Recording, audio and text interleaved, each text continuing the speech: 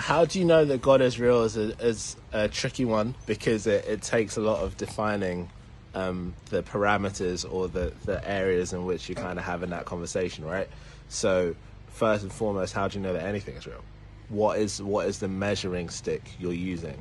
So you need to understand that, because if you don't know actually how you're trying to measure it, you're never going to know how to collect the right information. If you don't know how to collect the right information, you're just going to be stuck in a cycle of not knowing anything.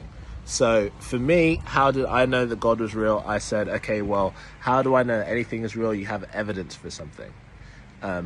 So I know X thing because here is the proof for it. So I said, what kind of proof would I need for there to be, for me to see a God, right, or some kind of greater being? So the first one would be power, creative power, right?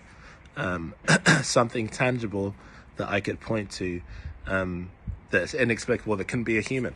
And then secondly, I would need something more mystical, something maybe not as tangible, but a feeling, and an emotional kind of spiritual connection to something, or something that couldn't be explained apart from miraculous or supernatural being. So for me, the tangible proof was creation. It's not possible for humans to make the world. It's not possible for humans to make the sun. And that can be attributed to any number of things, but I believe that is something that God could do. And for me, what I decided I needed as proof and evidence, that lines up. For the world to have been created by God, makes sense.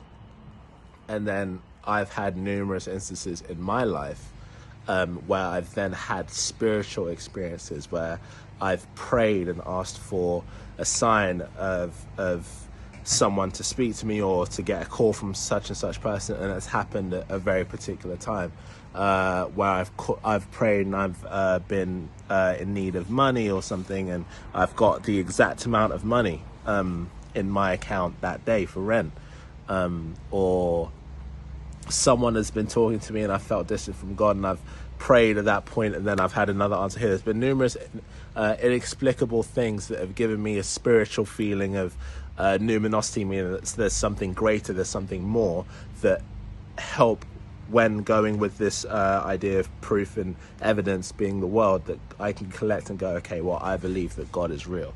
For me, you have to define the proof and the evidence that you need. And then on top of that, there's a choice in it as well, because the things that I've decided that is enough for me to believe that there is a God, you could just go, oh, that's coincidence. And you could do that, but that is a decision. That's not a lack of proof. That's you saying the proof and the evidence that I've seen isn't enough. The final thing for me is I go, I've got the proof, got the spiritual experience, but if God is alive and he's real, I want to hear from him, right? I've prayed and gone, look, if you're real, please show me you're real in XYZ way. Because I know how I will know for sure. And after those prayers, not always, but definitely the important ones and the ones right at the start, I feel that I've seen answers to those prayers that confirm that. Again, praying for a particular happening or a particular phone call, whatever, and that coming through is enough to prove to me that there's something greater than that. When that is paired with the Bible, for me, that is a really clear explanation of the human condition, and a clear solution is presented through the gospel, these are all things that point to me that God is real. So for you as a young person, for me, asking for evidence, but also understanding what it would take for you to actually believe that, and then asking for that, as opposed to just asking aimlessly and then hoping that something convinces you, is really important.